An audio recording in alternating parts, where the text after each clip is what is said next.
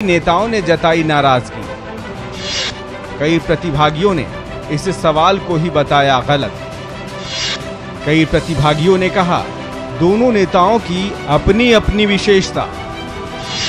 प्रतिभागियों ने कहा गहलोत, पायलट, सीपी जोशी, भंवर जितेंद्र सभी अच्छे नेता। इस तरह के सवालों से तो पार्टी में विभेद ही पैदा होंगे। और प्राइम डिबेट में आज हमारे साथ कांग्रेस की media chairperson doctor Archana Sharma हमारे साथ हैं, डॉक्टर महेश शर्मा जी वरिष्ठ पत्रकार हमारे साथ हैं, और सुमन शर्मा जी भाजपा से हमारे साथ हैं। आप राज्य महिला आयोग की अध्यक्ष भी हैं। अर्चना शर्मा जी, कौन श्रेष्ठ नेता है, अशोक गहलोत या सचिन पायलट? देखिए जेपी जी, जो ये हमारा आयोजन हुआ है जिसमें कि हम प्रवक्ताओं की शॉर्टलिस्ट जो हमने किया था, जनवरी में इंटरव्यू हुए थे, उन्हीं को पुनः आमंत्रित किया गया जिनको शॉर्टलिस्ट किया गया था। 550 से ज़्यादा लोग थे, उनमें से लगभग 100 लोगों को बुलाया गया और ऐसा कोई प्रश्न नहीं पूछा गया जिसमें कि नेताओं की तुलनात्मक कोई बात की गई हो उनसे। और यदि किसी ने ऐसा कहा है तो मुझे लगता है सुर्खियों बने रहने की उसकी कवायद होगी। शुद्ध रूप से एक प्रवक्ता को कैसे इंट्रीगेट सिचुएशन में वो टीवी चैनल पर जाता है तो उसे कैसे फेस करना है, कैसे उससे निकल कर, ये प्रश्न जरूर पूछेंगे ताकि उसकी पर्सनालिटी का आकलन करके और उसकी प्रतिभा का आकलन करके और उसके चयन की जो प्रक्रिया उसको अंजाम दिया जा सके। तो मुझे कहीं भी ऐसा नहीं लगा किसी ने ऐसी बात कही हो। ये हो सकता है कि बाहर आने के बाद मीडिया के साथियों ने उनसे प्रश्न कर लिया और उन्होंने अपने जवाब दिए, क्योंकि मैंने देखा आपकी स्क्रीन पर दिखा था कि एक प्रतिभागी ने कहा कि सभी नेताओं की अपनी श्रेष्ठता और सबका योगदान है, जिसमें तो क्या संशय, सब लोगों का अपना योगदान है राजस्थान की कांग्रेस में और उसको खड़ा करने में, उसको आगे बढ़ाने में। और मुझे लगता नहीं कि किसी ने भी ऐसा कोई प्रश्न किया होगा, पूरे दिन भर में ऐसी कोई बात हुई नहीं है।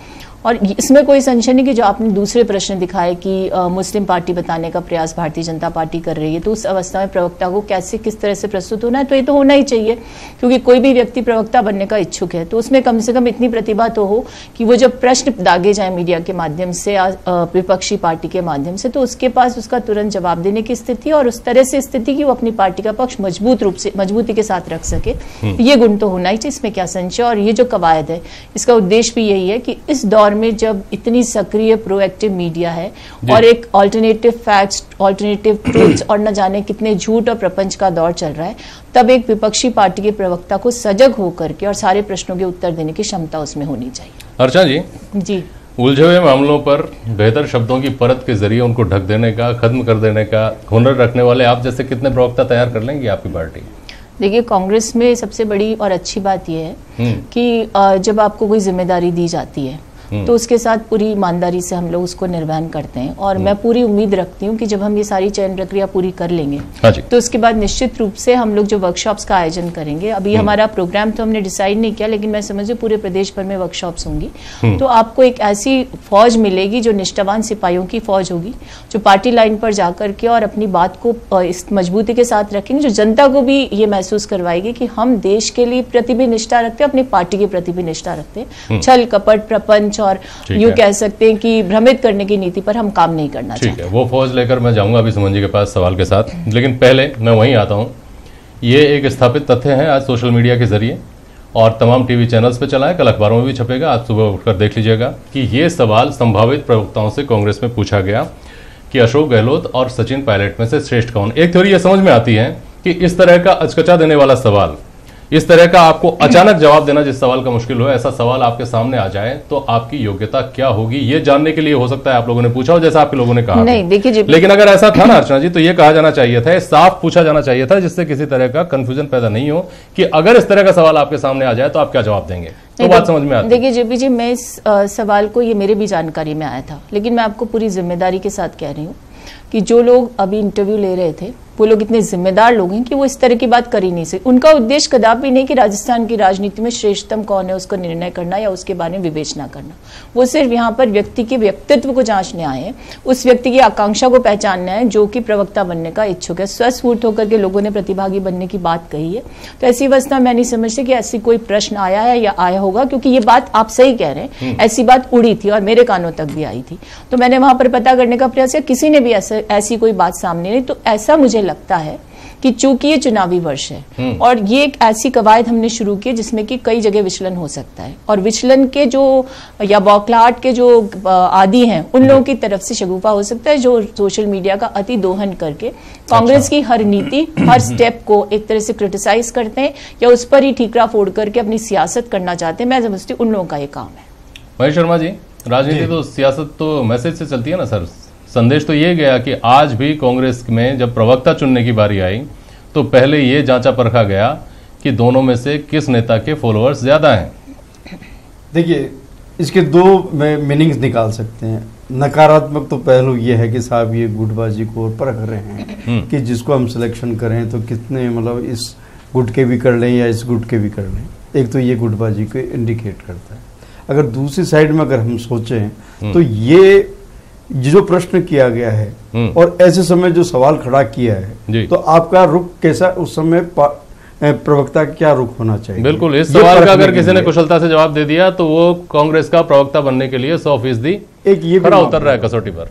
और दूसरा जो भी प्रश्न जो भी पूछे गए होंगे जिससे संबंधित है कि जो कंट्रोवर्शियल विवादास्पद जो प्रश्न बने हुए हैं, जैसे कांग्रेस मुसलमानों की पार्टी है या मतलब और किसी भी भाजपा हिंदुत्व का एजेंडा लगाए हुए है, जो जिस तरह के आरोप प्रत्यारोप जो है जी, जो प्रधानमंत्री के ज्ञान को लेकर के किसी तरह के कटाक्ष वगैरह जो चल रहे हैं, सोशल मीडिया पर चल रहे हैं और के बल्कि अखबारों में भी चल रहे हैं, तो इन चीज़ों पर अगर जो कोई भी हो प्रवक्ता वो कैसा स्टैंड लेता है और मान लीजिए कोई भी पत्रकार या चैनल वगैरह जो भी है, तो उससे ये मालूम पड़ जाता है कि इसमें तार्किक क्षमता और जो पार्टी की इमेज को अच्छी तरह से व्यक्त करने की जिसमें कुशलता हो, ये भी एक परख का एक कारण हो सकता है।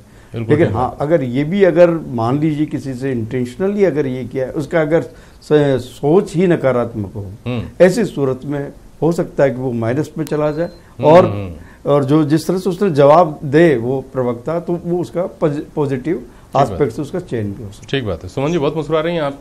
इतने बड़े लेवल पर प्रवक्ताओं की खोज चल रही है, इतने सारे हमलावर एक साथ आएंगे, जवाब देना मुश्किल हो जाएगा आपके लिए। देखिए, मैं एक बात बहुत ही जेपी जी विनम्रता से अर्चना जी को कहूँगी, क्योंकि ये पार्टी की प्रवक्ता हैं। मुझे ये समझ में नहीं आ रहा है कि इतनी विशाल काया कांग्रेस को इस प्रकार के सर्च हंट के नाम से या प्रवक्ता हंट के नाम से इंटरव्यू लेके इनको प्रवक्ता ढूंढने की आवश्यकता पड़ी।